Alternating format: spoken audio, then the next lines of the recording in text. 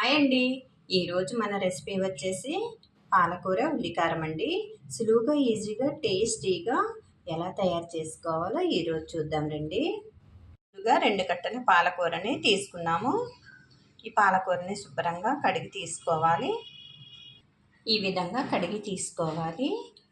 ఇందులో ఇట్లాంటి చెత్త ఇవన్నీ ఉంటాయి. ఆ విధంగా కట్ చేసేసుకోకూడదు. కడిగేసుకొని శుభ్రంగా ఇవన్నీ వేడి పారేసి తీసేసుకొని నీట్గా శుభ్రం చేసుకున్నాను. ఇప్పుడు సన్నగా తరుక్కోవాలి. ఈ విధంగా సన్నగా కట్ చేసి పెట్టుకోవాలి. దీనికోసం ఒక పెద్ద ఉల్లిపాయను తీసుకొని ఇలా కట్ చేసి పెట్టుకున్నాను. స్టవ్ వెలిగించుకొని ప్యాన్ పెట్టేసుకొని 1 టేబుల్ స్పూన్ ఆయిల్ వేసుకోవాలి.